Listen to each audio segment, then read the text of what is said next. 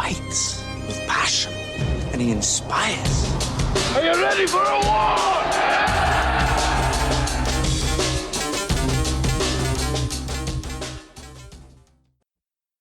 All right. Welcome back to Promote Arbitration. I had a lot of stuff I was going to do initially, some shout outs and stuff like that. I'm not going to do that.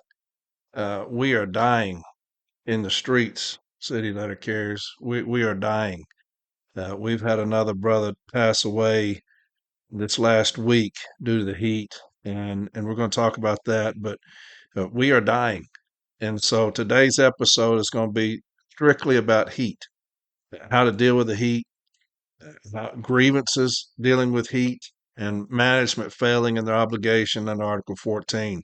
And so all the stuff I was going to do, I'm not going to do any of that. As far as, like I said, the shout outs and things like that, I'm not going to do that. I might do that Wednesday or next Sunday even. But we are dying in the streets still. And so we're going to spend this whole episode, however long it is, we're going to talk about beating the heat.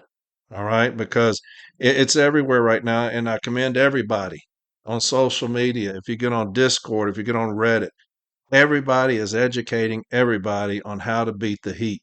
And that is the city letter carrier where we are right now, as far as when you talk about a movement or a revolution or whatever you want to call it. The city letter carrier has stepped up and we are protecting the city letter carrier. And it's a beautiful thing to see, but it's based off of sheer tragedy. And so, what we're going to do today, like I said, the entire episode is going to be on heat. And I may do it next Sunday, and I may do it the next Sunday, because I'm tired of seeing our people pass away in front yards, on the street, in their vehicles. Uh, we have got to do a better job. All right. We have got to do a better job. And like I said, when you look on social media and you see everybody telling everybody, hey, stay hydrated, what to wear, what symptoms are, it's a fantastic thing seeing the city letter carrier step up for the city letter carrier. All right. So uh, I just got my laptop back. It's fixed. And so I won't have any issues, thank God, with that. But and I'll talk about that Wednesday, but nothing's really important right now other than getting this out there about how we're going to address the heat. Okay. I pulled several things offline. I also have a grievance that we filed back in 2015. And it was back, I believe I was still on the National Safety Committee and at least on the district, Bush district co chair. But I put this grievance together at the Formal A, and then Dave Clark, my president, presented this grievance at the Formal A, so that way I could be the advocate for it if it went forward. And so this grievance will be up. I talked about this grievance last summer. And so this grievance will be up.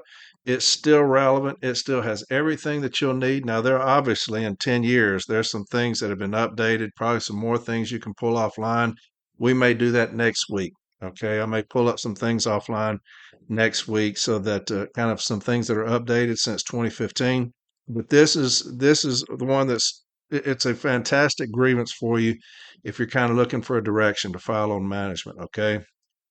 But yeah, we had another brother pass away, is in Texas. And I don't know if you saw it, but I think that if you go to Build a Fighting NELC, they have a fantastic thing up they put up, and it's cool off when you're overheated. And it states so far in 2025, city carrier Jacob Taylor from Dallas, Texas. And if that rings a bell, that's where Eugene Gates Jr. was at. And so the same branch. And God bless those people down there. I mean, how tragic is that to have two now? And city carrier Dan Workman, Grand Junction, Colorado, branch 913, have already died from the heat.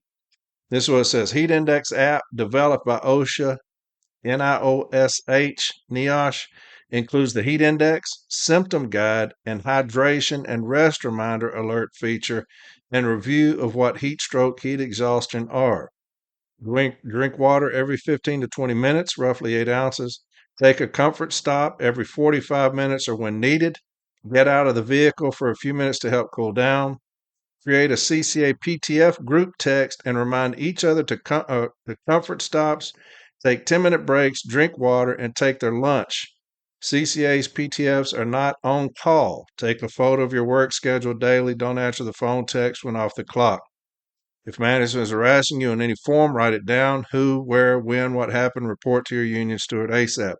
So it has the heat index app developed by OSHA NEOSH. And so that would be a very good thing for us. But they put that out. So many people are putting things out. I know the CLC had something put out earlier.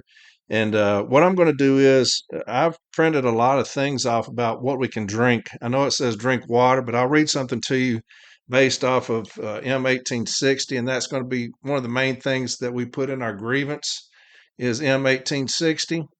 And so I'll just start reading these things. I looked up top things to drink when you're in the heat, okay? Because it talks about drink water, but when you look at M1860, it says that's for if you're going to be outside for a limited time. But if you're going to be out there for an extended period of time, what can we drink? Things that are going to put things back into our body like electrolytes. And what are the best things for us? And these are things that we can get and put in our coolers. Make sure, like I said, if your CCAs come in there on the first day, because it is already hot as hell outside. And they said, we've already lost a couple of our people, and that's inexcusable. It's inexcusable, but we'll keep educating ourselves. We'll keep educating ourselves, protecting each other. I always talk about loving each other, right? We're a family. And so we're going to keep doing that. We're going to keep doing that, protecting ourselves. But it said these are the things that I've got several different lists. The best things to drink. Number one on this one is dairy milk. This regular milk. It says cow's milk provides a unique blend of electrolytes, carbohydrates, and protein that make it an ideal workout recovery drink. Just 1 cup of milk has 84 calories and includes calcium, magnesium, phosphorus, potassium, and sodium. One study found milk may be a better recovery drink than most sports drinks. So, milk. Number 2, soy milk. Soy milk is a plant-based, non-dairy milk alternative made from soybeans. It is commonly found in most supermarkets at a range of price points. Some brands of soy milk add other ingredients, such as sweeteners or flavorings to their products, so it's important to read labels before you buy. Soy milk provides electrolytes, including potassium, calcium, sodium, and magnesium. In a 2024 study evaluating dairy milk and soy milk for rehydration, researchers found that soy milk was just as hydrating as milk and could be a small alternative for those who avoid dairy. Coconut water. Coconut water is the liquid found inside a coconut. Bottled coconut water is rich in electrolytes like potassium, sodium, calcium, and magnesium. Unlike most sports drinks, it is naturally low in sugar. A cup of coconut water has 46 calories. Coconut water can be consumed during or after exercise, but it is not a good sports drink alternative for athletes or after a high-intensity workout. Top brands include Vita Coco coconut water, also available as an organic product. Options include various sizes, and then it has the sizes. Number 4, watermelon or other fruit juices. If you don't love the taste of milk or coconut water, fruit juice may be a good option. Most fruit juices provide several electrolytes as well as natural sugar to give you energy. Now, orange juice provides calcium, magnesium, phosphorus, and potassium. Other juices that provide electrolytes include tomato juice and watermelon juice. And watermelon juice was on just about every list that I printed out. 5, smoothies. A fruit smoothie combines electrolyte-rich liquids and foods. A smoothie can replenish your electrolytes after a workout. Don't plan to sip a smoothie during your workout, though, because it might be too heavy and leave you feeling sick. It says to make an electrolyte smoothie, start with milk or fruit juice as a base, then add foods that provide essential electrolytes. Bananas are rich in potassium and contains phosphorus and magnesium. Add yogurt to get calcium, phosphorus, and potassium. Toss in a tablespoon of peanut butter to add even more calcium, magnesium, phosphorus, potassium, and sodium. 6, Pedialyte, and a lot of my people drink Pedialyte. Pedialyte is an over-the-counter electrolyte drink that is marketed for children but is safe for adults as well. It provides several essential electrolytes and contains less sugar than many sports drinks. Pedialyte provides rehydration after fluid loss for vomiting or diarrhea. While Pedialyte bottles are convenient, the Pedialyte powder sold in packets is a popular option. An 18-ounce count package of the drink powder package is available from Amazon for $35.82. A 24-count package of Pedialyte Sports Specialty specifically designed for exercise-related replenishment is $46. 7. Gatorade. A low-sugar sports drink can provide a quick hit of electrolytes after a workout. Sports drink like Gatorade provide fluid, carbohydrates, and electrolytes. Unfortunately, these drinks are usually high in sugar or artificial sweeteners. If you try a sports drink, look for a low-sugar variety unless you're a competitive athlete who needs the sugar. Gatorade electrolyte drinks are available in a range of flavor, sizes, and quantities. I'm not going to get into that. 8. Electrolyte water. Electrolyte water is infused with electrolytes. It often contains other flavors and sweeteners as well. Electrolyte water often contains less sugar and calories than sports drinks. Brands like Propel offer low sugar options. Electrolyte tablets. Electrolyte tablets are a convenient way to replenish electrolytes. Drop a tablet in a bottle of water and let it dissolve. These tablets are designed for athletes who need to replace electrolytes after a rigorous workout. They're usually high in sodium to replace the sodium you lose through sweat. Other electrolyte tablets are chewables designed to start working immediately. 10. Electrolyte powder. Electrolyte powder can be dissolved in water. It is designed for athletes and contains high levels of electrolytes. Do not consume electrolyte powder unless you are performing a high-intensity workout. Gatorade and other products are available in powder options. 11. Electrolyte drops. Electrolyte drops are a concentrated electrolyte solution. Athletes can add a few drops to their water or smoothie for quick electrolyte replacement. They are usually unflavored and very low in sugar. Different brands of drops are marketed for electrolyte replenishment, immune support, or for people who practice intermittent fasting. Be sure to read labels to ensure the drops meet your purpose, and that's electrolyte drops. 12, and this is one a few years ago people were talking about in my station, but it's pickle juice. The popularity of pickle juice as a rehydration drink has exploded over the past few years. As you might imagine, pickle juice provides sodium and electrolyte. You can consume pickle juice from a jar of pickles, easily found in every supermarket, but there are also many brands that package just the juice without the pickles. You can consume pickle juice from a jar of pickles easily found in a supermarket. Much of the research into pickle juice benefits dates back to the early 2000s, with some studies reporting a cramp relieving or rehydration benefit and other finding no advantage at all. But everybody I've talked to, they love it. So here's another one. Here's another list. Coconut water. And I'm going to be reading these again. And so you're going to hear this several things twice or three times, okay? But I just printed off a bunch of things about rehydration, putting electrolytes back into our system. And that's what the killer is. You know, you can drink so much water, you flush all your stuff out of your system. And so that's what this is. Here's a more detailed look. Coconut water. A naturally low sugar option, coconut water is rich in potassium and also contains sodium, magnesium, and calcium. Fruit juices like watermelon juice. All right. DIY electrolyte drinks. You can easily create your own electrolyte beverage by combining water with a pinch of salt for sodium and chloride and a squeeze of lemon or lime juice for potassium, calcium, and magnesium. Adding a touch of honey or maple syrup can provide sweetness if desired. Scratch Hydration Everyday Drink Mix. A popular choice among dietitians, this drink mix contains a balanced blend of electrolytes, is low in calories and carbohydrates, and has no added sugar. And that's Scratch Hydration Everyday Drink Mix. Nectar Essential Daily Hydration. This drink mix is also a good option for those looking for a low sugar and low calorie electrolyte supplement. Ultima Replenisher Electrolyte Hydration Powder.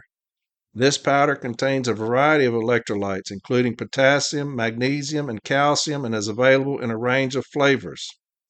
Drip Drop. This oral rehydration solution is known for its good solubility and is free of gluten, soy, and is certified vegan. I'll read that again. Drip Drop. This oil rehydration solution is known for its good solubility and is free of gluten, soy, and is certified vegan. Important considerations: added sugars. Many commercial sports drinks contain high amounts of added sugars. Opt for drinks with lower sugar content or make your own to control the amount of sweetness. Sodium content. While sodium is an important electrolyte, it's also crucial to be mindful of your overall sodium intake. If you're already consuming a lot of sodium in your diet, you may want to choose electrolyte drinks with lower sodium content. Individual needs. The best electrolyte drink for you will depend on your individual needs and preferences. Consider factors like your activity level, dietary restrictions, and taste preferences when choosing an electrolyte drink. Electrolytes are minerals in your body that regulate various biochemical functions, including hydration, acidity of your blood, blood pressure, muscle function, nerve function. Electrolytes that your body uses to perform these functions include sodium, magnesium, sodium, I don't know why it has that on there twice, potassium, calcium, chloride, bicarbonate, and phosphorus. Electrolyte and fluid loss occur every day through sweat and other waste products. Thus, it is necessary to replenish them regularly. If your electrolyte levels are too high or too low, it can cause serious health problems. Replenishing your body with electrolytes can help prevent dehydration, muscle cramping, and fatigue. 5 healthy electrolyte drinks. This is another site. 1, coconut water. And that was right at the top 3. Coconut water. 2, watermelon juice. Again. 3, smoothies. 4, electrolyte infused water. 5, electrolyte tablets. And we've said all those things again. What are symptoms of electrolyte imbalance? Fatigue, fast or irregular heartbeat, numbness or tingling, and confusion. And so those are just a few of the drinks that I pulled up just offline. All right.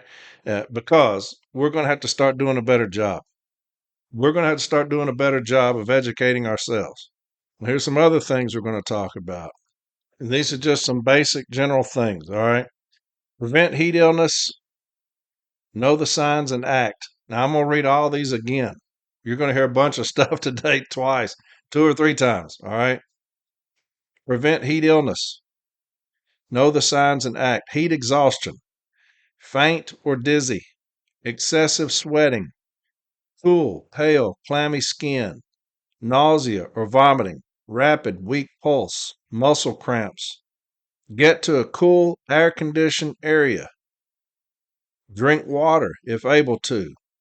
Take a cool shower or use a cold compress, and we're going to talk about those as well later. Heat stroke, throbbing headache, no sweating, body temperature above 103 degrees, red, hot, dry skin, nausea or vomiting, rapid, strong pulse, may lose consciousness. Call 911. Take immediate action to help cool down the person until medical assistance arrives. Hydrate for your safety. Drinking enough fluids is one of the most important things you can do to prevent heat illness. Hydrate before, during, and after work. Drink 1 cup of cool water every 20 minutes, even if you aren't thirsty. Water is generally sufficient for short jobs. For longer jobs, drink an electrolyte-containing beverage. And that's what we would do because we're out there 5, 6, 7, 8, 9 hours, especially now that they're talking about getting us out of the office in an hour, right? They're forcing us out into this climate. Now they're saying 45 minutes or 30 minutes. They're forcing us out into this heat longer with this bullshit as far as this getting out of the office. And so they're putting us in an unsafe position by these metrics. And so we're going to have to take this upon ourselves. We will address this ourselves. And we got some things people ask some questions online. I'll answer those. Because when it comes to my safety, I don't care about management. I don't care about the mail. I don't care about a damn thing other than my safety. Nothing else is important. And that's exactly how I treat each day. I'm out there at 55. Been doing it 32 years on a walking route. I don't care about the mail. I'm too old. I care about my safety only. Management will never care about our safety. They care about one thing and one thing only, numbers. And that's all we are, is numbers. And you saw that perfectly when Mr. Gates died. They started sending out those scanner messages, keep it moving, beat the heat. The perfect example of that. And so we will care about ourselves. We will take care of ourselves as city letter carriers, as light blue. We will continue to educate ourselves on how to beat the heat. But the one thing we will not do is worry about anything other than our safety. All right, and we'll address that in a second. But drink 1 cup of cool water every 20 minutes, even if you aren't thirsty. Water is generally sufficient for short jobs. For longer jobs, drink an electrolyte containing beverage. Avoid energy drinks and alcohol. Your work performance may suffer when you are dehydrated, even if you don't notice. And that's OSHA.gov/heat. OSHA.gov/heat. Tips for beat the heat. Focus on staying hydrated. Finding cool environments and adjusting your activities and clothing. Everything that you look up online talks about taking breaks. Taking breaks is needed. This thing says finding cool environments. And so that's exactly what I'm going to do. When you say take breaks as needed, that's fine. But if I'm taking breaks as needed, I saw these people are putting on these the temperatures inside the vehicles. One person put online 130.8 inside their vehicle. 130.8. Another one 114.3. Another one 109. And that's June. That's June. And so, yes, when we take breaks as needed in the heat, that's fantastic. We need to do that. Find shade, that's fine. To me, you find someplace air conditioned and sit there until that body cools down. Again, look, I don't care about a damn thing in this heat other than my health.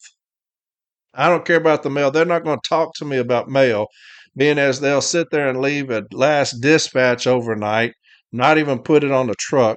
They'll tell you to, hey, just bring your routes back, just deliver packages. Routes being undelivered at an epic pace right now. That I've never seen anything like routes being undelivered like they are right now. They don't care about the mail any longer. The Postal Service no longer cares about delivering the mail. They will tell you to bring back all your route and just deliver packages. And so I'm not going to hear anything about mail when it comes to my health. If I tell them I'm going to take a break, I don't want to hear anything about mail, the delivery of mail. They don't give a damn about it. All they care about those packages. They're not going to start caring about it when it concerns my health. All right. Drink plenty of water. Seek air-conditioned spaces. Wear light clothing and limit strenuous activity during peak heat hours. Now, we can't do that because we're out there walking. We're out there delivering. We're out there delivering packages at a record pace. Here's a more detailed breakdown. Hydration and nutrition. Drink plenty of water. Carry a reusable water bottle and sip throughout the day even when you don't feel thirsty. Now, this obviously they're not male people. All right, so have a cooler. Have a cooler, fill it with ice. Have your drinks in there, water, whatever electrolyte drink you're going to have, a towel so that you can put it in there when that water starts melting. Have that towel so you can put it around your neck. Make sure you're wearing a head covering, especially if you walk. Make sure you got a hat on. Put that towel in that water, put it on that neck, put it on that head. Put your hands in your cooler, and we'll talk about that in a second. Put your hands in your cooler. And this is, I'm not playing. I'm not playing. Take your shoes and socks off. Get that cold water and pour it over your feet. Right? Your hands and your feet lose a lot of heat, and a lot of issues come with that. All right. I'm telling you, somebody's delivered for 32 years. I'm telling you. Get your hands in that cold water. Get a towel, put it around your neck, put it on your head. Keep your head covered. Light clothing, loose fitting clothing. All right. You can keep your shoes on and pour the cold water on it, but I'm telling you, get those feet cold. Pour that cold water. Take your shoes and socks off. I'm telling you. Take your shoes and socks off and pour that cold water on your feet. All right. I'm an expert at delivery. All right. I've been doing it 32 years on a walking route. Okay. So I know what I'm talking about on a walking route. Avoid sugary and alcoholic drinks. These can dehydrate you, making it harder for your body to regulate temperature. Eat light, hydrating meals, salads, or fruits and vegetables can help replenish fluids and electrolytes. So if you carry your lunch with you, make sure you got you some fruits. Cut up some apple, have some banana, strawberries, something like that. All right. Finding relief, seek air conditioned spaces. If your home isn't air conditioned, visit libraries, malls, or community centers that offer cool environments. That doesn't have anything to do with us because it's talking about at home, but it talks about the importance of air conditioning. All right. Some of these vehicles have air conditioning, still not enough. It's still so damn hot, it doesn't matter. But it helps. Okay. It helps. Wear light colored, loose fitting clothing. Natural fabrics like cotton and linen allow your skin to breathe. Take frequent breaks. If you're working or exercising outdoors, take breaks in the shade or a cool space. That's just general lookup. If you look up tips to beat the heat, these are things. That's not NALC. That's not Postal Service. This is just tips to beat the heat. Take frequent breaks. They know it. Online, they know it. We know it. Postal Service doesn't know it because it's all about numbers to them. It's all about their numbers, their metrics. Okay. We don't care about the Postal Service in the summer. All right. We don't care about the Postal Service in the summer. I don't give a fuck about mail, management, supervisors, nothing in this heat. I'm tired of my people succumbing to this heat every single year. Matter of fact, somebody put on social media the other day that they were talking about the heat and talked about this carrier that passed away in Texas. And the supervisor said, well, y'all lose one every year. That was what was on social media. The supervisor said, well, y'all lose one every year. That's what we're dealing with. When I say we don't hate them enough, that's what I'm talking about. Well, y'all lose one every year. You know, hell, we can get somebody else. We got a CCA to replace them. But that's how they think about us. That's the reason I don't care about them, the mail, nothing else.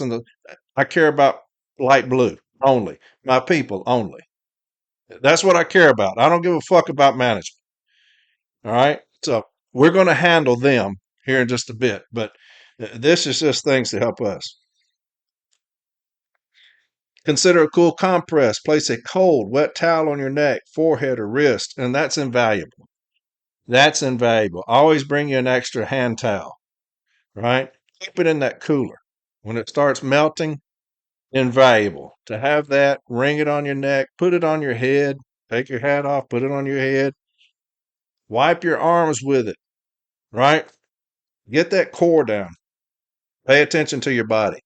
Recognize the signs of heat-related illness, such as dizziness, headaches, or nausea, and seek medical attention if needed.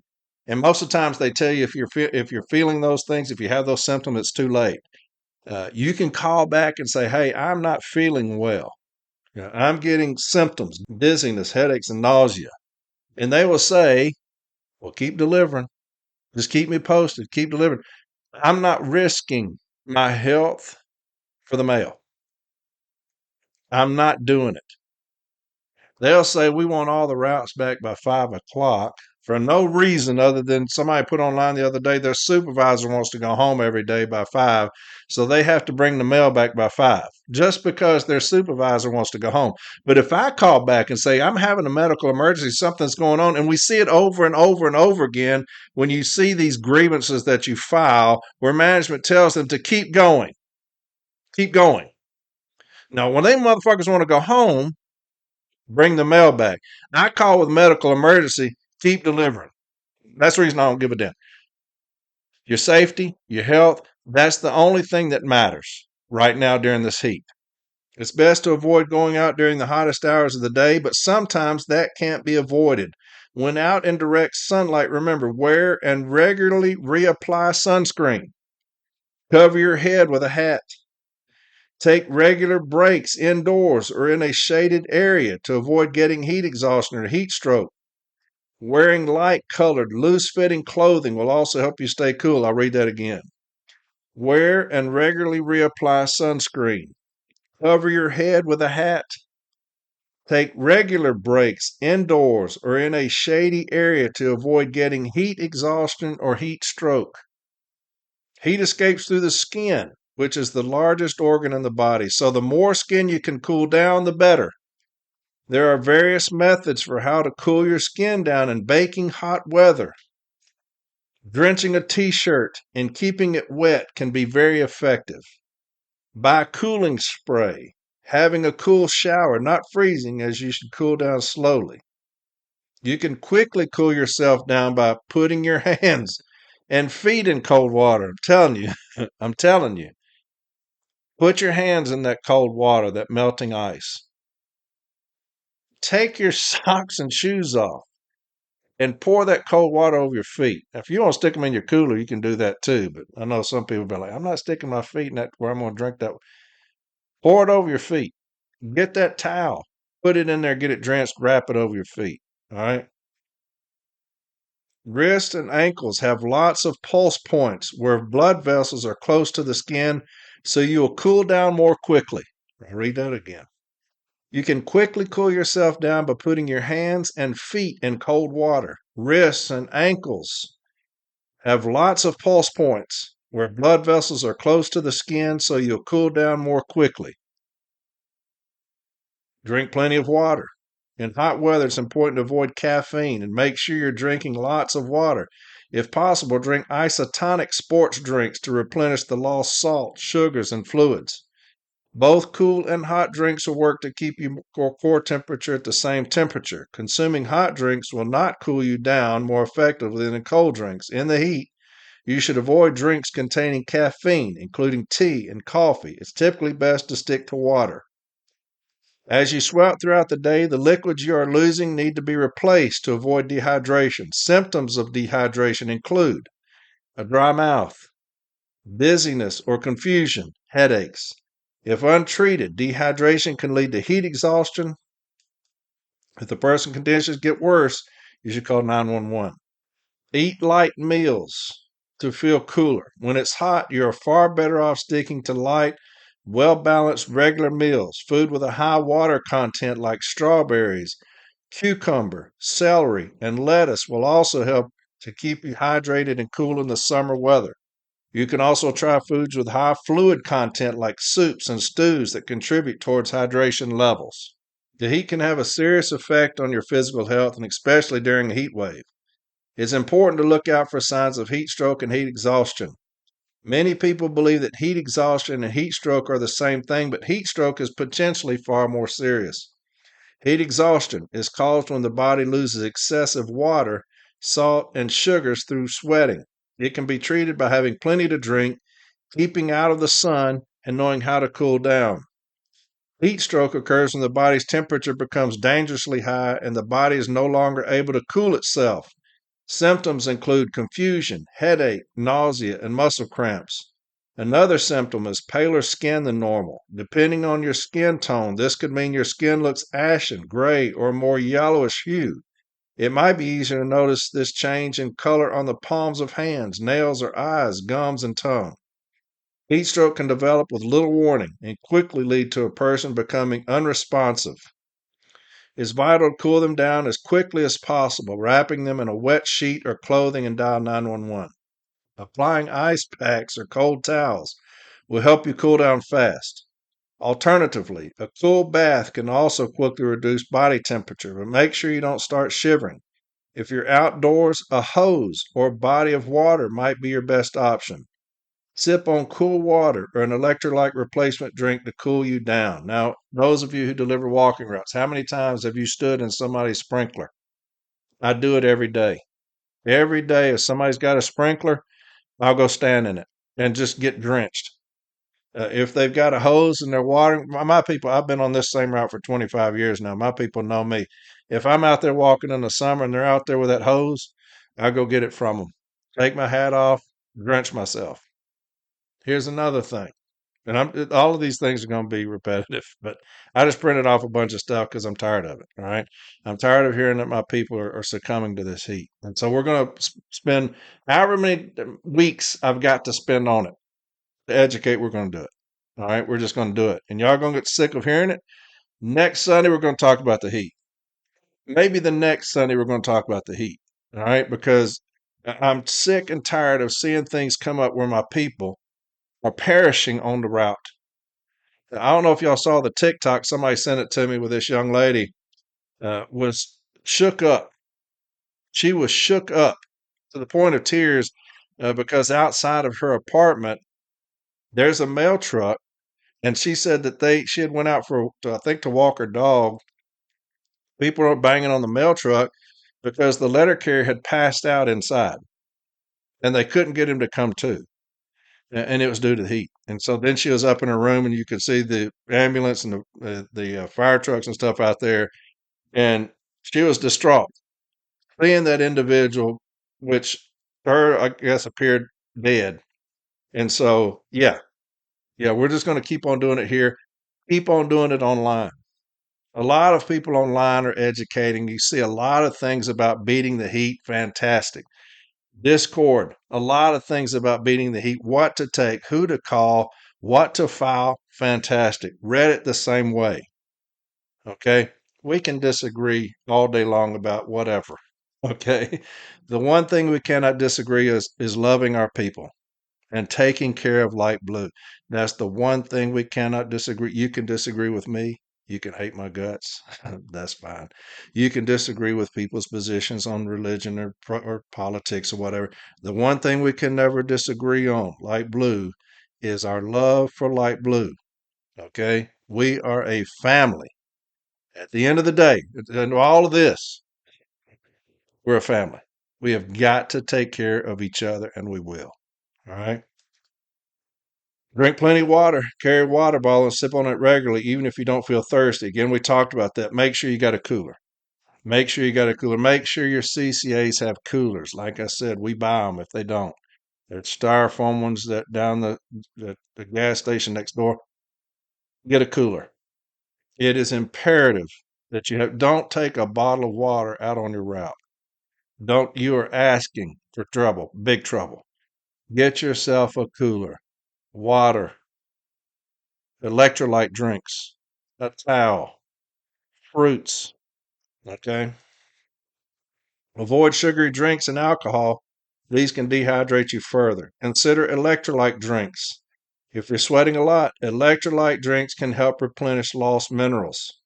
Protect yourself outdoors. Stay in the shade. Seek shade when outside, especially during peak sun hours, 11 a.m. to 3 p.m. Wear light colored, loose fitting clothing. This helps reflect sunlight and allows for better airflow. Use sunscreen and a hat. Protect your skin from sunburn. Make sure you got that hat. Make sure you got your head covered. Pace yourself. Avoid strenuous activity during the hottest parts of the day. I don't know if you saw it. Somebody put it up on social media about the road in Missouri. It buckled because of the excessive heat. It just melted and buckled up in Missouri, this road did. And that tells you something about the dangers of heat. And we're out there in it every single day. Tomorrow, we'll be out there in that heat.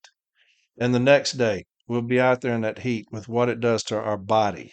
Okay. This road, pavement buckled up because of the heat. And we're out there in that. That's why you can't tell me that we don't deserve, and I'm not going to get off on this, but you cannot tell me that we don't deserve more in a contract than any other craft. You can't tell me that. We're dying today on the street. Every year we're dying. I'm not going to get into that. I'm going to stick to this. I could go on and on about that, about the complete sellout we have at the fucking top. And we're dying on the street. But I ain't gonna get into that. I'm gonna try to do right on this episode because it's about my people. A couple things I want to touch on, and then I'm gonna get into this grievance. I'll have Mallory put this grievance up for you. And it's a perfect grievance if you're looking for contentions, if you're looking for EL 801 stuff. It's got everything you'll need for a heat grievance, okay? Because we're going to talk about some things.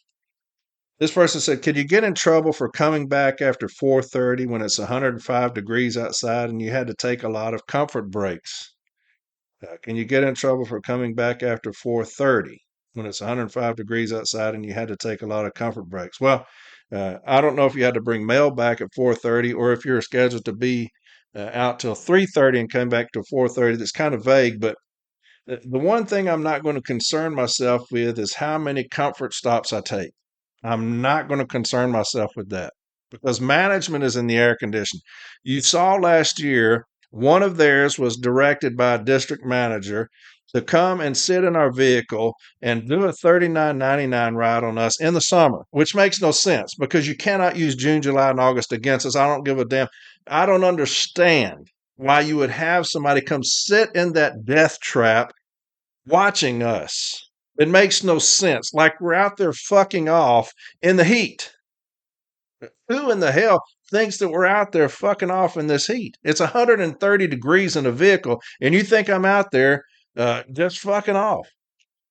And so, and they passed away, right? And so you saw what Naps did, raised hell about them having to do that.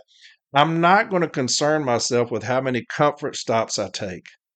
I will not be limited to how many breaks I take. I will not be limited. They will never tell me I'm taking too many, ever.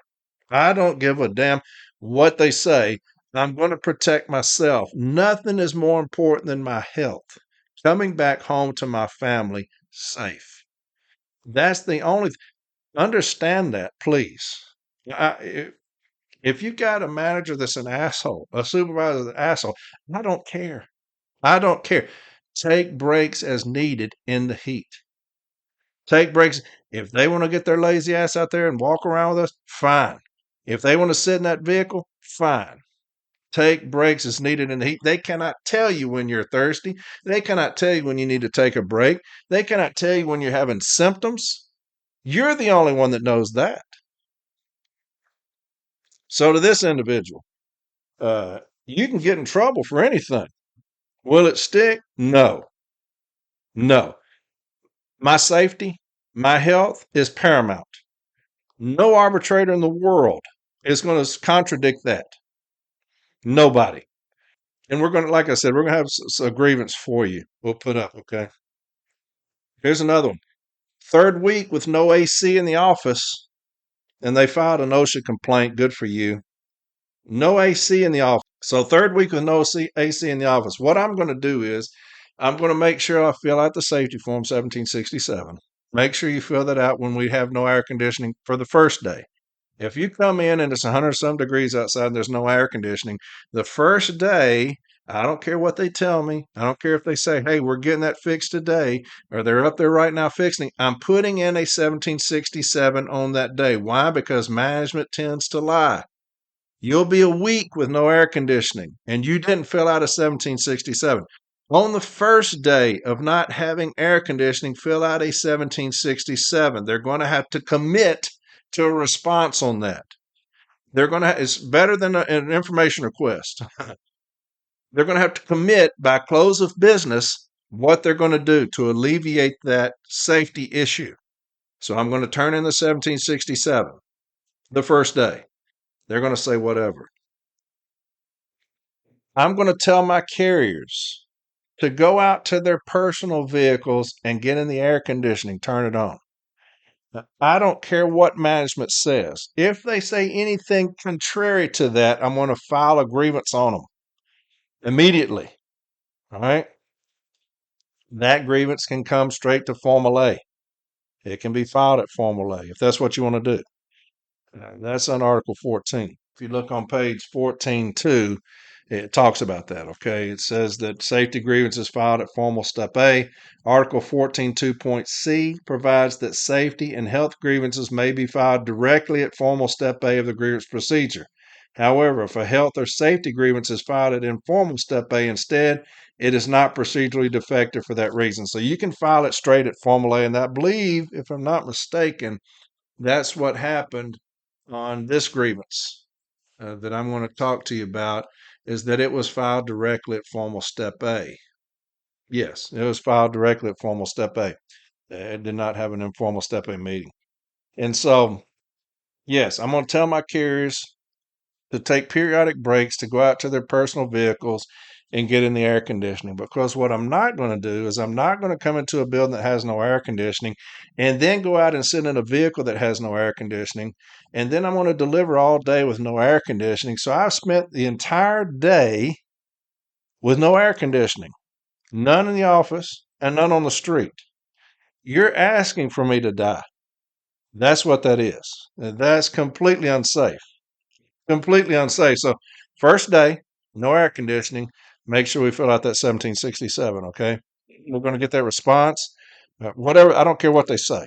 They can say, "Hey, they're up there right now putting a new air conditioner on." That's fine. Here's the 1767. But I already told you that we're alleviating it. We'll tell it on this form. Write that down for me, okay? And that way, we'll have that documented. So 3 weeks later, like here, when we file this grievance, we're going to say 3 weeks ago, you told me on the 1767 that they were putting the air conditioning in. Here we are 3 weeks later. And that'll look much better for our grievance. All right. And so here's one more thing. I'm going to read this. Then I'm going to talk a little bit about things we're going to do. I'm going to attempt to implement when I'm EVP. And then I'm going to get into this grievance. Okay. This thing was put out. Beat the heat, understanding heat illness prevention. Safety depends on me. So this is a postal issued talk, okay? Heat and health continued. Personal risk factors, stress levels. Emotional and physical stress can affect your body's ability to regulate temperature. High stress levels can increase your heart rate and blood pressure, making it more difficult for your body to cool down. Managing stress helps your body regulate temperature more effectively. Sleep and rest. Being well rested helps your body handle heat. Sleep deprivation can weaken your body's response to heat by reducing energy levels and slowing down recovery from exposure to high temperatures. Keep a close eye on your health and any medical issues you have, as they can be worsened by or cause heat related problems. Stay safe. Preventative measures. In managing heat stress and heat illness, preventative measures are essential for safeguarding well being in challenging environmental conditions. Drink plenty of fluids, especially water, throughout the day, even if you're not feeling thirsty. Be proactive by hydrating in advance to stay ahead of dehydration. Choose lightweight, light colored, and loose fitting clothes to help your body stay cool.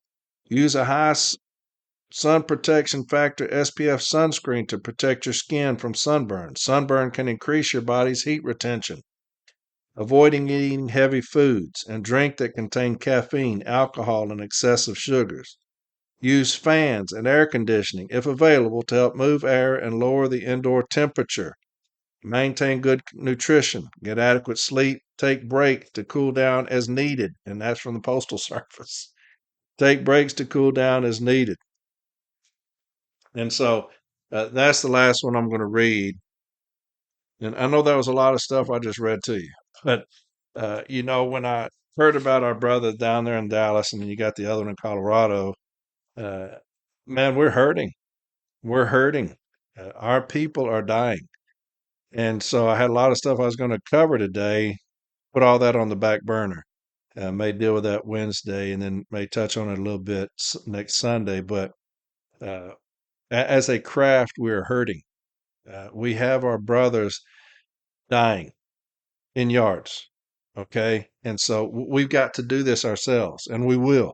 Like I said, the best thing to see is all the people reaching out, educating online on social media. Make sure you're doing that in station. Make sure all of your carriers are aware, especially your CCAs who don't know any better, because they're there. Management's pushing the shit out of them. Make sure they understand the risks of heat. Okay. We will do this ourselves. We will take care of each other. That's what we do. We do it better than anybody else. And so, Discord and Reddit, thank you for getting out there, educating our people daily. A lot of stuff being put up on what to do, what to drink, what to wear, and things like that. A lot of grievance issues, and we'll talk about that in a second. But when it comes time to The summer, we were always neglected by management because they'll always put their numbers in front of us. I told you the story about Bruce Getz, who is the area safety manager. And I talked to him when we were talking about heat back then, issues with the heat, our carriers succumbing to the heat, coming up with a game plan to help us. And I said, hey, look, anything that can help us get out of the heat quicker, we need to do that. We need to entertain that. We need to at least talk about it. What do you have in mind? Having carriers stick to DPS. Because June, July, and August don't count. Who cares? Have the carriers stick their DPS in the office. That way they're in the air conditioning doing that work. And that way it can get them off the street faster. No, ops won't do that because they're worried about inefficiency. That's what he told me. They're worried about inefficiency. So numbers, again, will always trump your health, your safety. That's just the environment we're in with management. They don't give a damn about you. This grievance I'm going to read from 2015. They don't give a damn about you or your safety or your health. You are a number, a figure, money. That's all you are. Unfortunately, that's what we've become to our union. We have become a burden to both the Postal Service and our union. Our union considers us to be money.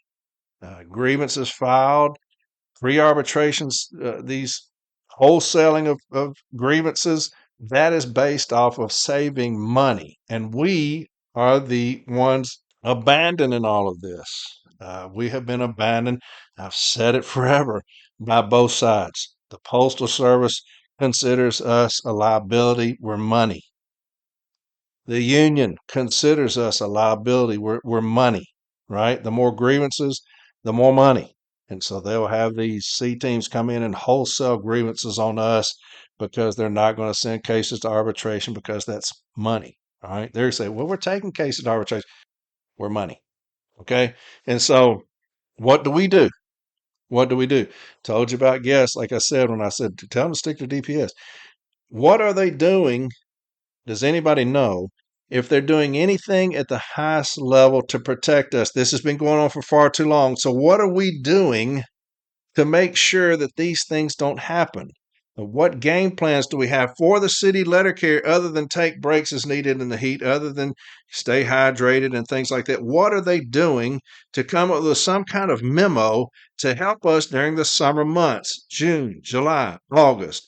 You can't use them for any route data or any route inspection data. You can't use that.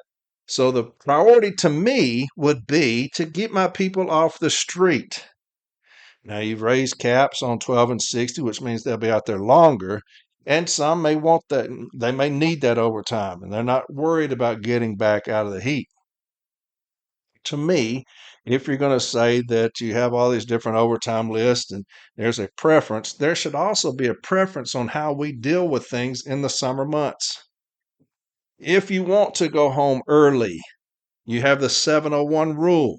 Again, the summer months do not count. They can't come in September 1 and say, hey, all summer you've been getting done at 2 o'clock on your route. Doesn't matter. Summer months don't count. It doesn't count towards anything. You can't use that against me. Arbitrators won't consider the summer months. Why? Because it's contractual. June, July, and August, December, omitted. Right? And so I'm not concerned about when my carriers get back during the summer. Why? Because they cannot use that data against them. And so if you have lists, Article 8 lists, whatever, saying, hey, if you want overtime, you can sign this. If you don't, you can sign that. If you want 12, you can sign this. If you want 24, you can sign that. And whatever, you have all these lists. Why don't we do something for us during the summer to say, hey, look, I want to get the hell out of here in the summer because I don't want to die. Okay. I want to stick my DPS during the summer. Why? Because I don't want to be out there on the street all damn day. What else can we think about? What is that happening at all anywhere? You talk about efficiency. I'm not concerned about efficiency. You're not concerned about it because you have routes being left on the floor. You have mail being left undelivered. You're having people come back at certain times of the day to bring mail back. You're not concerned about efficiency. The other months of the year, don't be concerned about it June, July, and August, the months that kill us, right? So, what's being done? What's being talked about? I have no idea. We're not ever told anything. But that will be one of the things, the main things we address when I'm EVP. What are we doing to protect the city letter carriers, and what can we put in place to make sure if you want to go home at 1, go home. Get yourself out of the heat. If you want to stay all day and deliver other routes, that's your option. But there needs to be something to help the city letter carrier during the summer months. There's got to be something.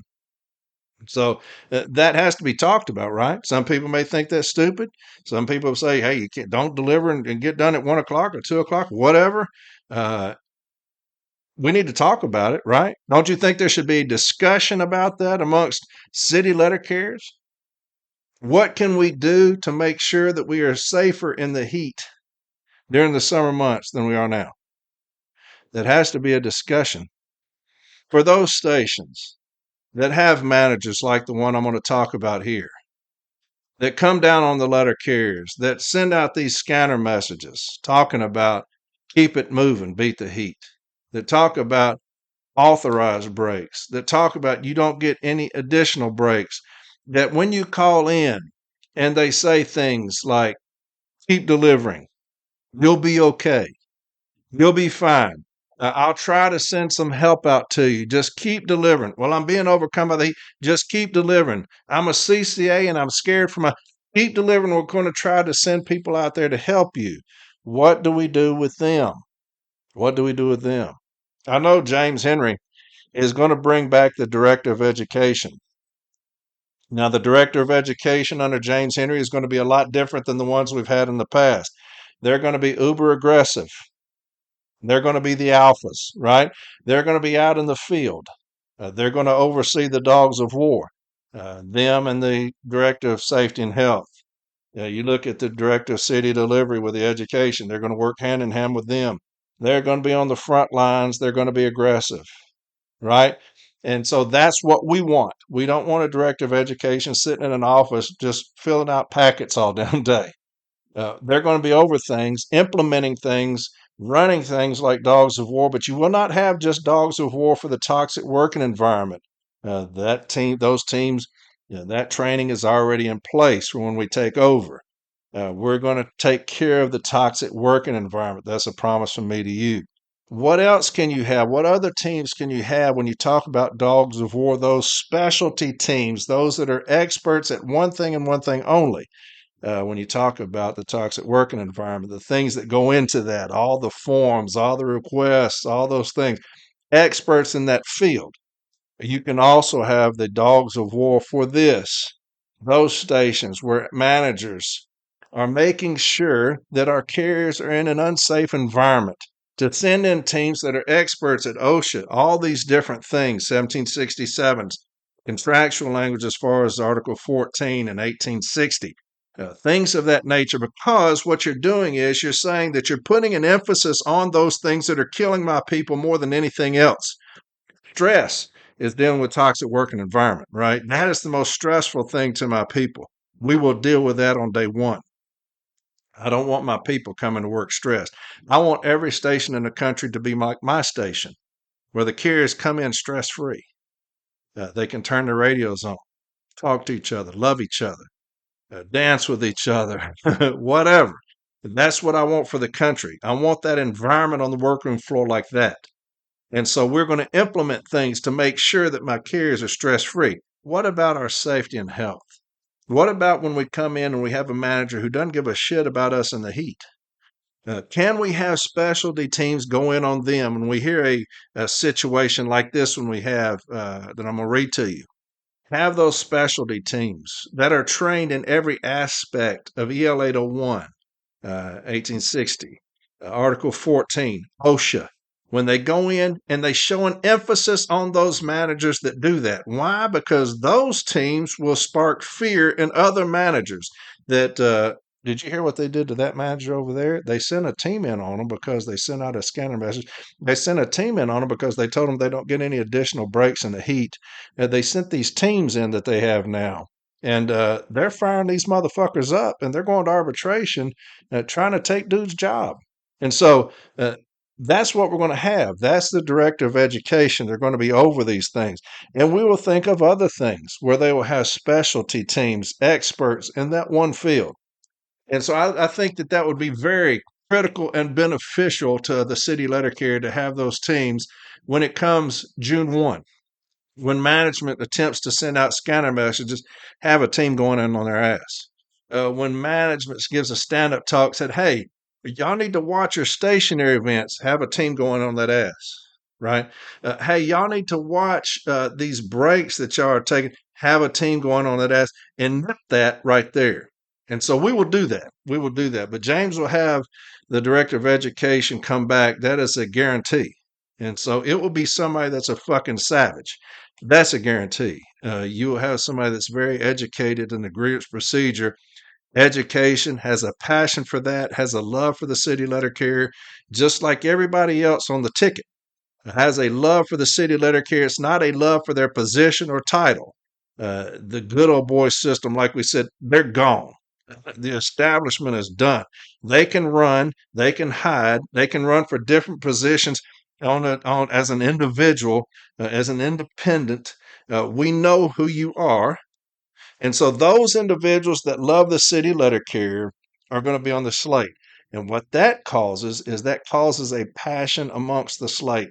I just think that that breeds love, right? I think that when you have that passion, when I talk about that passionate love affair for the city letter carrier, when you have an entire ticket like that, that breeds that amongst city letter carriers when they see that passion for them.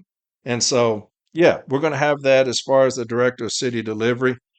We're going to have that as far as the director of education. Okay. And so they will be over that. And we will think of things. We'll have carriers' inputs about, what do you think would help during the summer months get you off the street faster if that's what you want to do. And we will have meetings to that effect, trying to get those things implemented. Management can talk about efficiency all they want to. Efficiency will never trump my health and my safety and the safety of my carriers. Okay.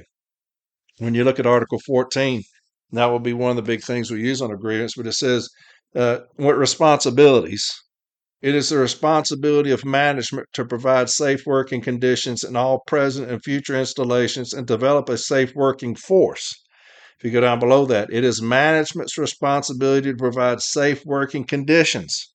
The unions to help them, it's their responsibility to cooperate with and assist management, but it's management's responsibility to keep me safe. And we cannot let them off that hook. Responsibility is a big word. We cannot let them off that hook, right? You go down below that, 14.2, Section 2, cooperation. The employer and the union insist on the observance of safe rules and safe procedures by employees and insist on correction of unsafe conditions. So, if the employer and the union insist on the observance of safe rules and safe procedures by employees and insist on correction of unsafe conditions, when you talk about dogs of war, as far as maybe a safety team that goes in and hammers management that doesn't abide by that, that is huge for us because y'all have agreed with us that y'all insist on correction of unsafe conditions. Now, if my manager is out there causing an unsafe condition, we should expect y'all to agree to a remedy we come up with dealing with these managers. When we have a 1767, when the director of education gets a hold of district managers and says, hey, you have a manager in this station, and they're telling carriers do not take breaks as needed in the heat, that they're only allowed a 10-minute break on the street. You have them doing that. What are you going to do about it? I'll talk to them. Well, good. Because we're going to send a team in there and address it. Okay. But I want you on paper saying that. So I'm going to email this to you. Tell me that you're going to talk to them about it. That way, when we go to hearing, you can be involved as well. All right. Because I've talked before about the inconvenience of it all. You want to inconvenience the shit out of district managers. When you talk about dogs of war for toxic working environment, the director of education is going to have those that are contacting district managers and saying, hey, we're going in on this station because of this manager. These are the things that we've identified that they're doing. And what is your response and what is going to be your participation in alleviating this? I'm going to do these things. Fantastic. Now I've got that on an email that can go in a case file. No different than in the heat, okay? Because the heat is what is the biggest killer of my people. And so, what are y'all going to do about this individual? And we will try to curb that, right? We will try to curb that so that the next summer, maybe, just maybe, that will curb these dumbass managers from coming out saying stupid shit because they're going to think twice about it because they're going to be dragging their ass into arbitration for being unsafe and putting my people in an unsafe position. So those are just some of the things that we're going to do. But let's get to this grievance. I've talked a lot. What would y'all think about suing management? What would y'all think about that? About suing management? About a carrier suing management? For putting them in an unsafe position if you're talking about extremes, like us calling in saying that we're being overcome by the heat, and they're saying, just keep going, and we'll try to find you some help. And then I succumb to that and something happens to me. What do you think about suing the shit out of management? And maybe the union at the highest level, when we take over, having somebody to help with that. What do you think? Can we sue management for that? Can management be sued? We have the grievance procedure. Maybe an attorney or judge will say, hey, you got the grievance procedure, but can they be sued? When you look at this decision we got, this court decision, and we've talked about it before, but it's M 1967. M 1967. And on page 8, she says this: absent a waiver of sovereign immunity, the federal government is normally immune from suit. However, Congress has waived sovereign immunity for certain federal entities by including a provision that the entity can sue and be sued in its enabling legislation. And I'm citing from Loeffler versus Frank, 486 U.S. 549, 554. And if you read that, which I have, that's kind of geeky of me, but it talks about a rural carrier who was removed and he filed suit. He lost in the Merit System Protection. He lost there. He took it forward, lost again, but he went up to the highest court, I believe, Court of Appeals maybe, and won. And it says that Postal Service can sue and be sued. If that language is included, then it is presumed that sovereign immunity is waived unless it can be shown that the type of suit is either not consistent with a statutory or constitutional scheme, that a restriction of general authority is necessary to avoid grave interference with governmental functions, or, for other reasons, it was plainly Congress's purpose to use the clause in a narrow sense. In USPS's enabling legislation, Congress stated in no uncertain terms that the USPS can sue and be sued in its official name. And I'm citing from 39 USC subsection 411. In fact, in Loeffler, the Supreme Court held that the language in the PRA gave the USPS the status of a private commercial enterprise. And if you look up private commercial enterprises being sued for unsafe practices, it says yes, they can. And that Congress waived any otherwise existing immunity of USPS from interest awards. So, can we sue the Postal Service? You say that we have the contract and it gives us the grievance procedure. Did you know that in certain parts of the country, and on Memphis it has this, management can have the postal inspectors or postal police issue a citation for an allegation of improper conduct, saying maybe you cussed them out on the floor. They will issue a citation. You have to go to court, pay for an attorney, and walk up in front of a magistrate and defend that citation defend yourself against that citation. Did you know that that happens? And that the union says there's nothing they can do about it. Now, that's outside the grievance procedure. That's outside of Article 16. That's outside of Section 115 of the M39 Handbook. So if they can do it to us, why can we not do it to them? The union says there's nothing we can do about the citations, that management can issue us these citations. They can't even help us when they go to court. You have to get an attorney. And you have to defend yourself against a citation that some manager, whether it happened or didn't, maybe they're just ass hurt at you. And they said, hey, Postal Police, issue them a citation because they argued with me on the workroom floor. And that is happening today. It happens in Memphis, like I said, and it happens other places. So if management can go outside the realm of the Joint Contract Administration Manual, if management can do that, and they can have these citations issued to us by the postal police or postal inspectors, and we have to get an attorney, pay for it ourselves, and go before a magistrate and defend ourselves, why can we not do the same to management? If they can sue and be sued, and if they are treated like a private commercial enterprise, we will look into that. Why? Because I would love nothing better than a manager in the summer to put my person at such a risk that it endangers them, for us to be able to help them to sue the ever-loving shit out of the Postal Service under that act there, the right to sue and be sued, right? And so we will look into something like that, because I would love to have managers across this country having their asses sued off for putting us in an unsafe position. We have the grievance procedure, yes. But what can we do to punish management? And that's what I want.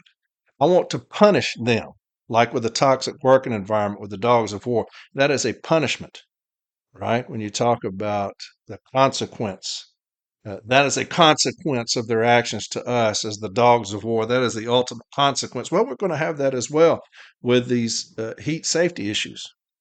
Let's get into some attorneys when we take over and ask about the prospects of suing the ever-loving shit out of management.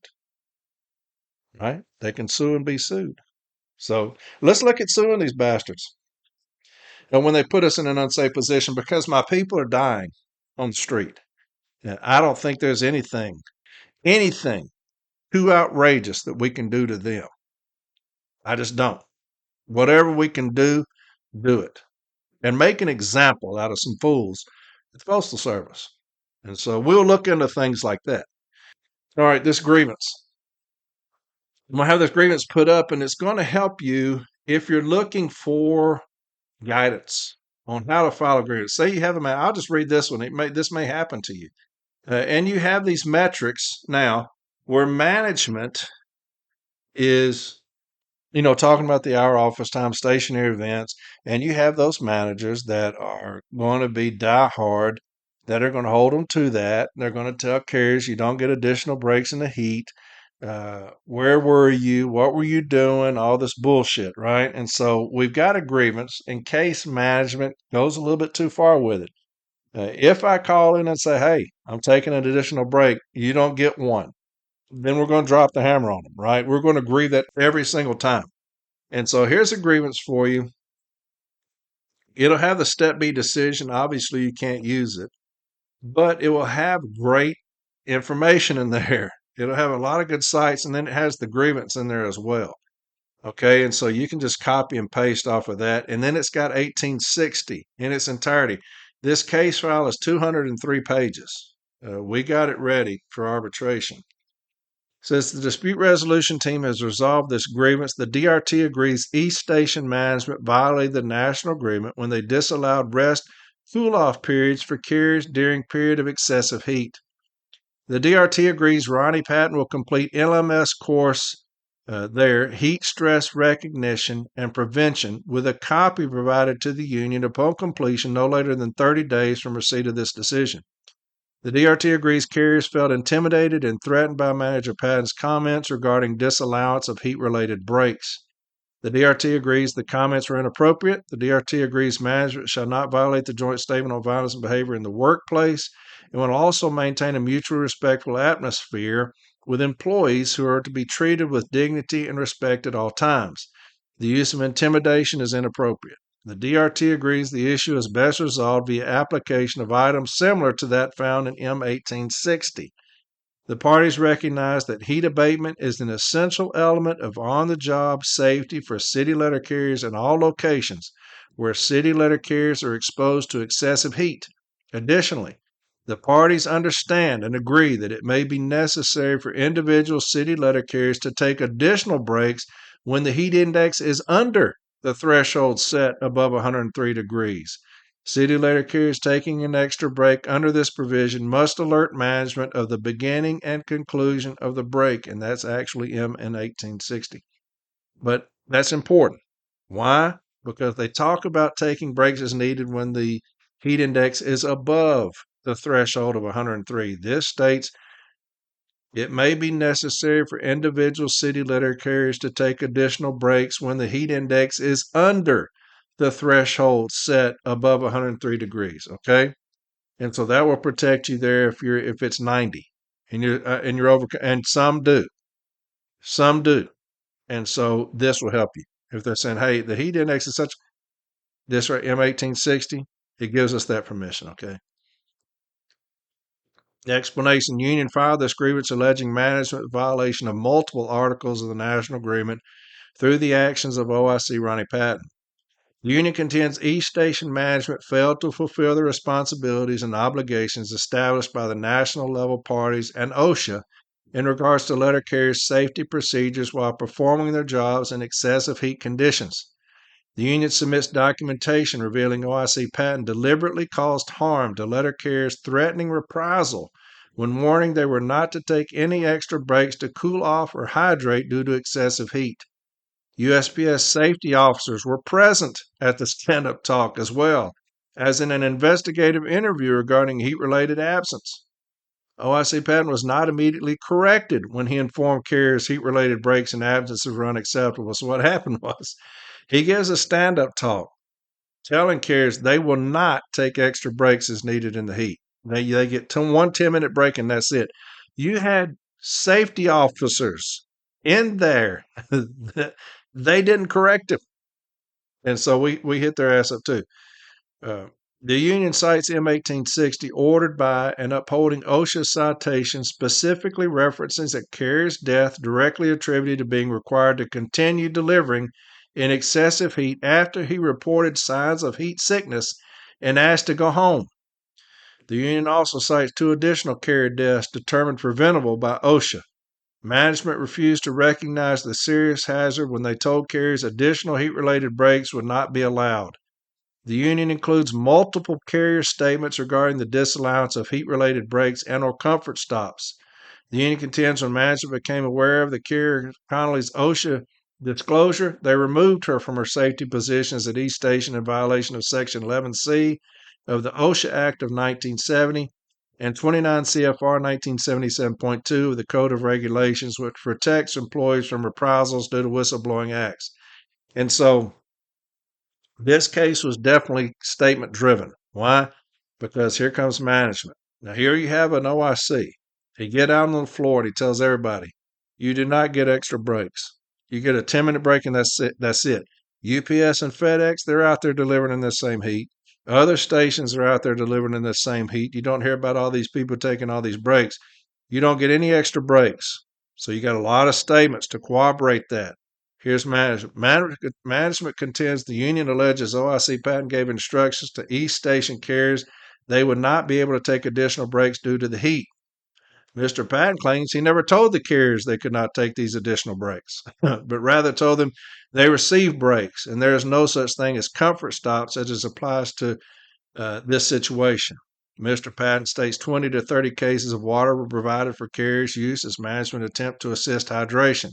He told carriers it is their responsibility to be prepared to perform their daily duties in heat-related areas. He gave carriers the examples of UPS and FedEx driving working in similar situations in other parts of the country, such as Florida, Arizona, and California. Management understands and is sympathetic to carriers having difficulty performing their jobs due to excessive heat. If this occurs, it is the carrier's responsibility to communicate this to management. No evidence has been provided that this has been the case at East Station. It appears both parties have contentious attitudes, which was a contributing factor in the fighting of this grievance. And so he lied. He said he didn't say it, but we had too many statements to corroborate what was said. It says the case file contains the following: carriers submitted statements in relevant part. On August 12th, 2015, Manager Patton had a stand-up talk about how many hours the carriers had used and how bad we are doing, and that he knows we are somewhere sitting and he's going to catch us. I have heard Manager Patton say on more than one occasion that you do not take a comfort break once you have had your 10-minute break, or that your comfort break is your 10-minute break. Carrier Kinsey spoke up and told Manager Patton that it's really hot. He said weather will not be an excuse. Carriers in Arizona are getting back, and we will too. I've told Manager Patton that this is a primarily walking station. We have carriers that are out on disability retirement because of heat-related injuries. He was questioning me about MSPs. I told him I took a comfort break, and he told me my comfort break is my 10-minute break. Manager Patton's first priority is making the numbers, not the safety of the carriers at each station. That's perfect statement. That's a perfect statement, especially when you have these scanner messages, take approved rest breaks, because that is management's mentality. My comfort break is my 10-minute break. That's your authorized break. So when we get those scanner messages, that's why it's so important to grieve those, because you have those in management that say your authorized break is your 10-minute morning break and your 10-minute street break. We've got to grieve those scanner messages, all right? And so it goes on. It has all the documentation in there. It says the case file contains PS Form 1767, which reads as follows. Management has denied additional breaks for the heat. The supervisor's action on the form reads as follows. Safety stand-up talk. Management allow carriers to take heat-related breaks, and that was their response. But then we had all those statements to corroborate what we were saying. You've got M1860. So if you're just now filing a safety grievance for the first time and you don't know where to go, get this one. Okay. It has everything that you will need. Everything that you'll need. Now, like I said, this is 2015. You may need to get online, look up safety issues, NELC, and maybe they'll have some things. You can email Manny Peralta at NELC.org. And there's something in here that he sent me, and I used it. And it'll have to be updated, but it's very good for us. It's got Article 15.1, Article 14.1, Article 14.2, an internet search on the USPS Blue page for heat provides the USPS Summer Stand-Up Talks for 2015, which includes the following. And so that's what we did. An internet search on the USPS Blue page for heat provides the USPS Summer Stand-Up Talks for 2015, which includes the following. So you can get them updated all the way from then. Okay. Stay healthy in the heat. Hot weather is here. Extreme heat can be dangerous. No one should die from a heat wave. But every year, on average, extreme heat causes 658 deaths in the United States. Remember these three things when working outside during hot weather. You need plenty of water throughout the day. 8 ounces of water every 20 minutes. Don't wait until you feel thirsty. Rest breaks help your body recover. Resting in the shade or in air conditioning helps you cool down. Now, this is the USPS now. Resting in the shade or in air conditioning helps you cool down. It's important to know the signs of heat-related illnesses. Acting quickly can prevent more serious medical conditions and may even save lives. Again, I tell you, get off your route and go sit in the air conditioning if you're being overcome. Because once it's too late, it's too late. All right? If you get any symptom whatsoever, deviate. Tell your manager, hey, I'm deviating. I got to go sit in some air conditioning. If they say anything other than okay, file a grievance. If they say, hey, you don't need to be sitting there all day, file a grievance on them. We will not play around with our health.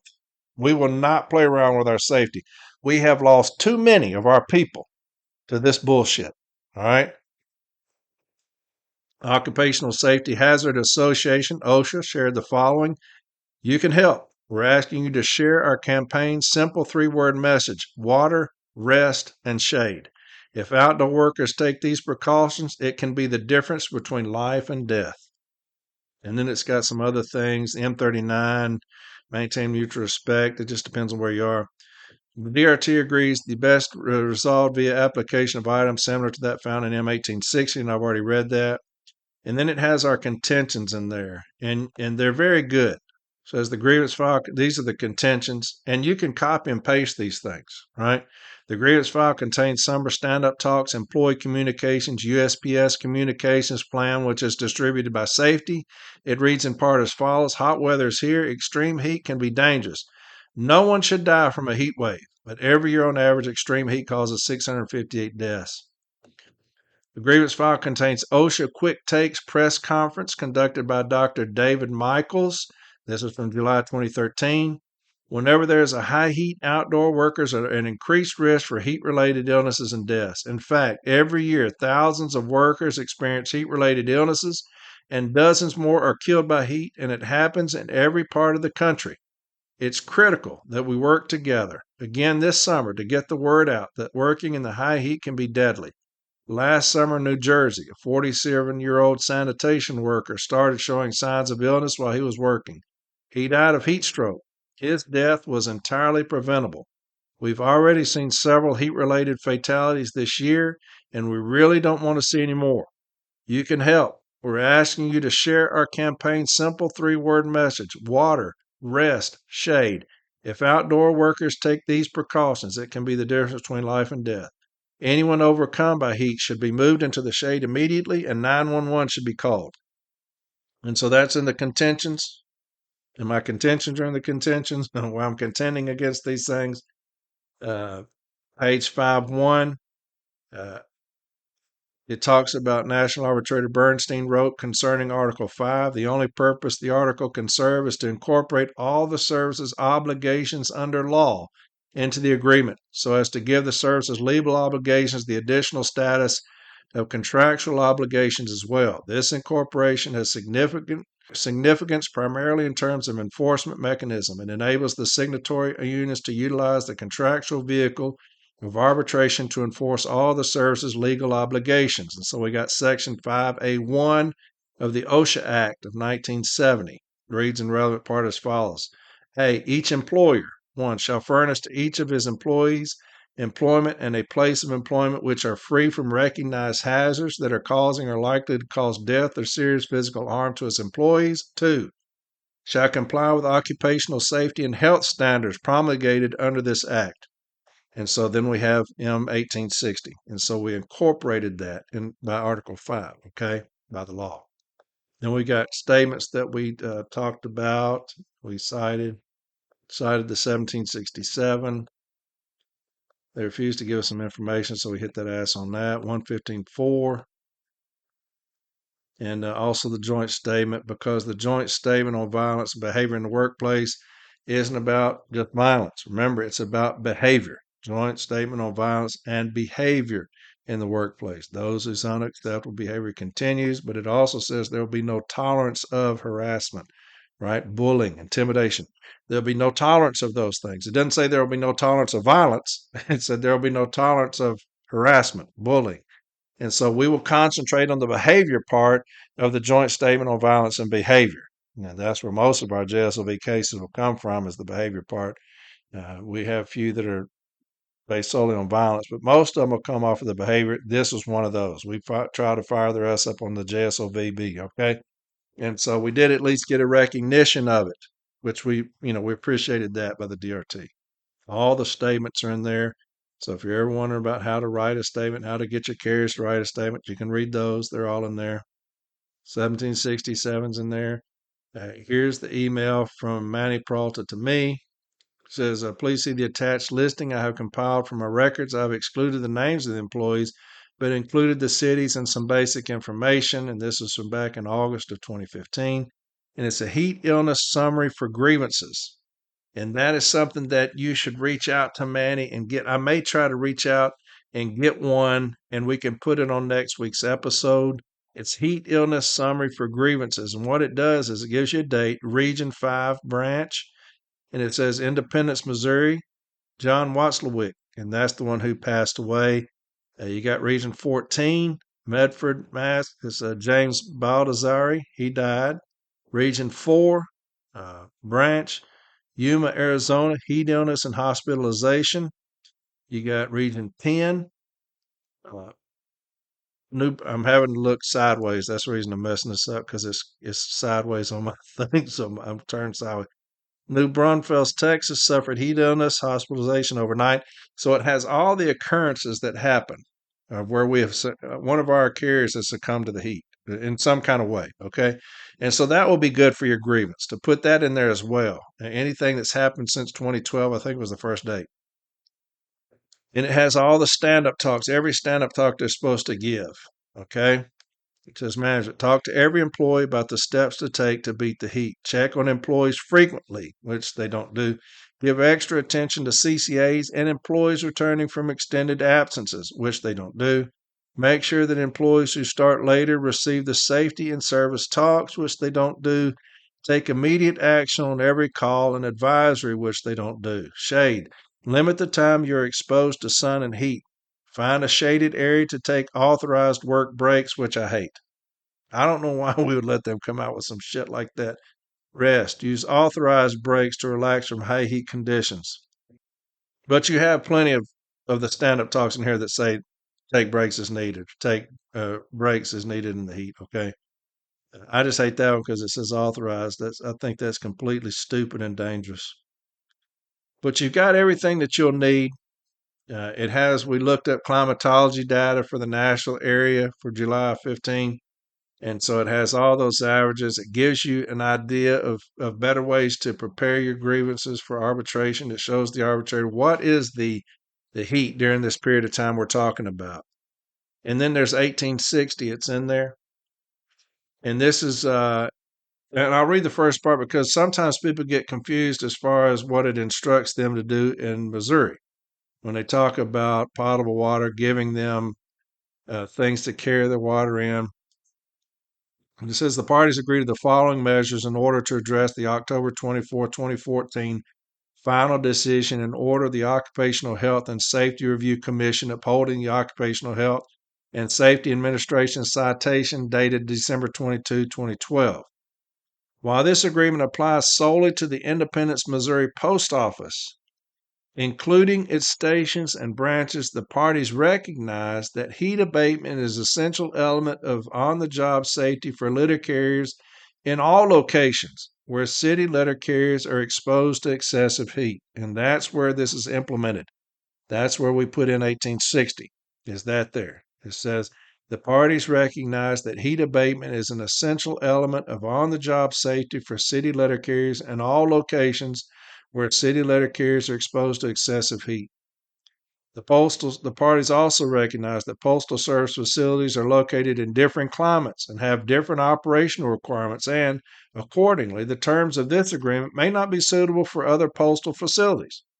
Additionally, the parties understand and agree that individual city letter carriers may need accommodation related to heat when the heat index is under the threshold set below, which is critical for us because some people get overcome by the heat in 80 degrees, and that's just the way it is. This protects them as well, okay?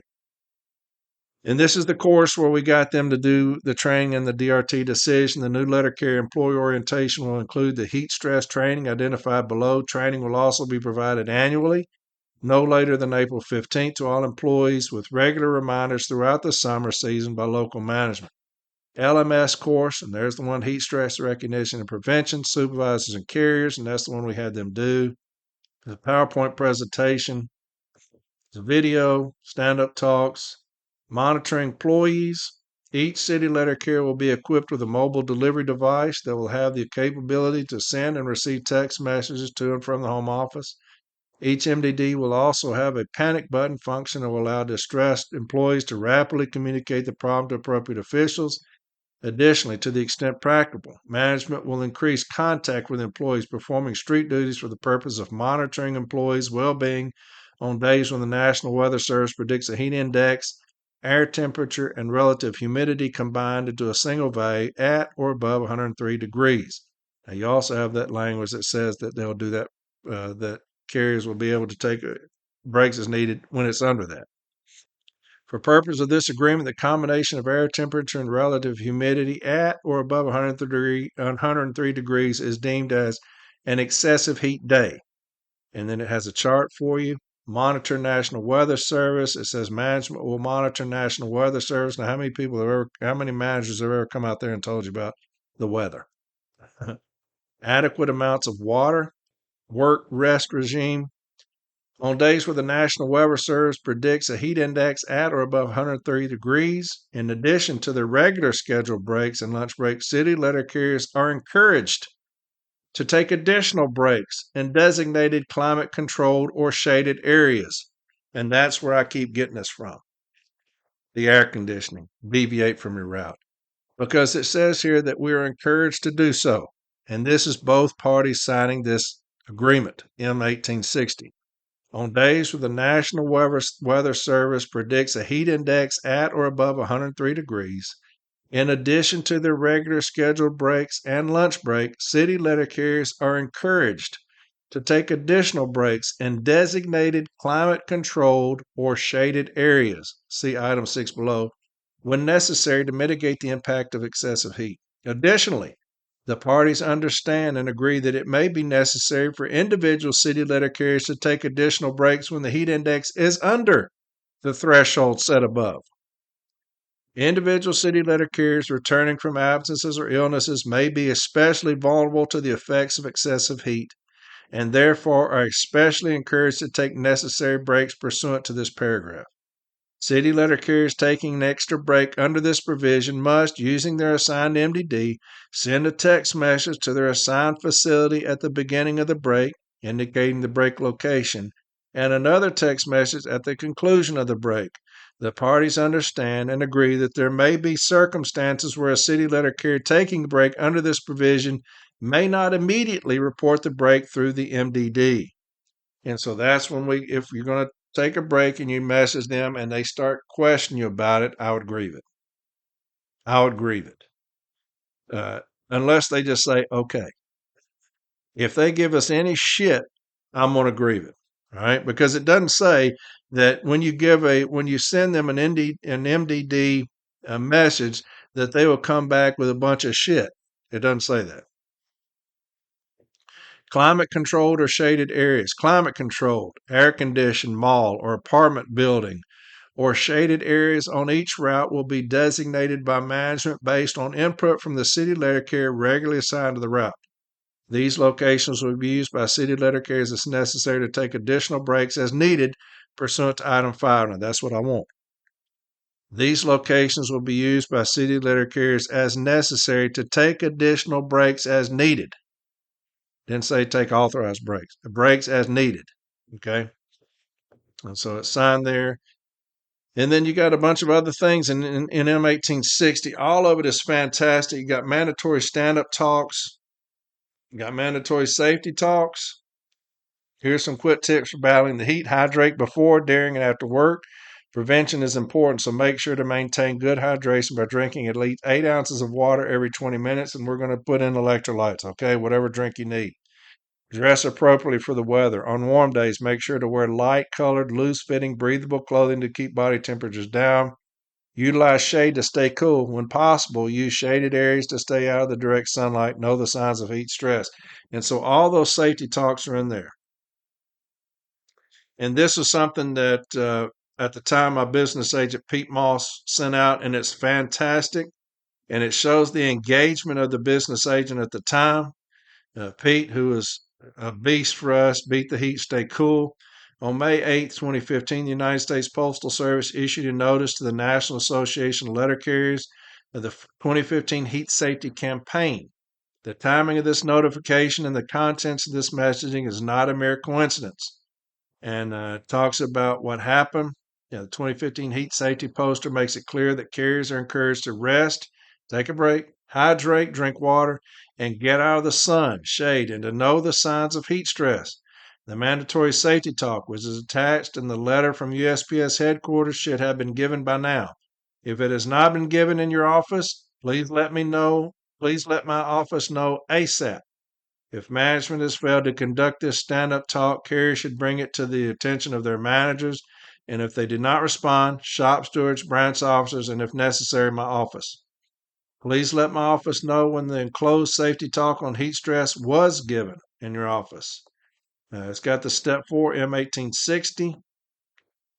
What if a carrier runs into problems? First, encourage the carrier to speak with their shop steward or their local union officers to advise them that there are problems with management compliance with a proper heat safety campaign. Beautiful. Every business agent should be sending this out. If the heat is getting to a carrier and they feel the need to take additional breaks, they should call their supervisor and inform him or her that they are taking an additional break to recover from the heat. Carriers should take this break in the shade and hydrate themselves. When done, carriers should contact their supervisor to advise them that they are resuming their duties. If a supervisor does not want to comply with the heat safety program, carriers should contact their shop steward so it can be determined if a grievance or an OSHA complaint or both should be filed. When encouraging carriers to drink the recommended amounts of water to maintain their hydration level, if this in turn causes them to take an additional comfort stop or stops, then they should inform their managers that they will be needing additional time due to the anticipated heat of the day. If they push back, carriers should contact their shop steward so it can be determined if a grievance or an OSHA complaint or both should be filed. If a carrier feels that the heat is getting to them, reach out before it is too late. Carriers should not let management pressure or intimidate them into sacrificing their safety. Bingo. And so all of this will be in this grievance, okay? It's got postal bulletins on beating the heat. Like I said, it's 203 pages. So it's got complete memos in here, all right? Heat stress, mandatory safety talks, like I said. So all of that will be in there. It's a fantastic grievance. It's 203 pages, like I said. Obviously, you can't use the B team decision, but you can copy and paste stuff off of it. You got the contentions that we wrote. You can copy and paste stuff off of that as well, okay? We're not going to play with management when it comes to the heat. We're just not. I'm not going to do it. And like I said, when we get into office, I get in as EVP, and we get that directive education, we'll be targeting things like this, okay? We will be blunt force trauma to management. I'm not going to tolerate shit any longer. Shit that's been tolerated for too fucking long, I'm not going to do it. When you're talking about the toxic work environment, you're talking about things like this, anybody that puts my people in danger, we're coming after them. And so whatever I've got to do, I'm going to do it. To inconvenience people, possibly sue the ever-loving shit out of them. We'll look into that, see if we can do that, or at least help a carrier get them on their way to suing the shit out of management. And it's going to be a new day with NELC. I don't hear nobody said shit can't be done. We're going to do it. We're doing it. We're doing shit that's never been done before, right? Like I said, every Tuesday, I'm going to do a Zoom every Tuesday. You can ask me questions, get my ass, whatever you want to do, but I will be out there. Y'all want transparency? It's coming. So every Tuesday, I'll be on a Zoom telling you exactly what's going on. Never done before, but it'll happen. I'm going to do it. So, yeah, that's our safety episode for today. God, dog, 2 hours. Damn. But it's important. It's important, right? There's nothing more important than our safety, and our people are dying on the streets, and that is tragic. That is as tragic as it gets. You never want to lose anybody in light blue, and we are. We have people that come in and stick mail with us, laugh with us, enjoy our company, and have parties with us, go out on the street and pass away, and they will never be at their case ever again. They will never come in, shake your hand, give you a hug, tell you they love you, tell you about their life, tell you about their kids, their spouse. They are gone forever. They are gone forever. They will be absent from their case forever. Right? That is our people. That is light blue. And so we will take care of ourselves. Educate our people on the floors, everybody, okay? For those doing it on social media, fantastic. Good for you. Good for you. Educate our people. We need to go home every day, right? So that's it for today. Wednesday, I'll get back on the Lion's Den doing some more reading. And so somebody said, man, it hurts my head listening to you read so much. And I said, baby, just imagine reading so much. It hurts my head reading. And so, but I have a lot of people reach out and say, hey, man, I don't have time to read it. So I just read it. Look, if you want to be good, listen to it a couple of times. If you want to be great, keep listening to it. Anything, as with anything, repetition. If you want to be great at something, repetition. Keep listening, keep looking. 6-day counts, they're on us. Be an expert at it, okay? And then as soon as you're an expert at it, they're going to come in with the joint process. But it will still be valuable because they'll still probably use the joint process. Article 2 of the M39 probably still be in there, okay? So I love each and every one of you very much. I love the city letter carrier. As much as I hate to talk about the passing of our loved one, our brothers and sisters, this episode was necessary, right? Get you ready. What are we going to drink? What are we going to do every day to get our bodies ready? We're going to start drinking before we get out on the route. We're going to drink plenty when we're on the route. And when we get home, we're going to continue to hydrate, make sure that our bodies are ready for the next day. This heat is on us. This heat is on us already. It's triple digits just about everywhere. And it's June. And so get yourselves ready. Get you a good round of whatever you're going to drink every day. Make it a habit to get that cooler ready for you every single day. That's life-saving stuff you're taking to the route. Drinks, ice, a towel, okay? And get yourself ready. Keep yourself safe. There's nothing more important than you. And so I will talk to y'all Wednesday on Lions Den, and next Sunday we'll do more heat stuff. We'll just keep doing it, okay? Hate hearing about our people dying. I love each and every one of you, and I'll talk to y'all Wednesday, all right?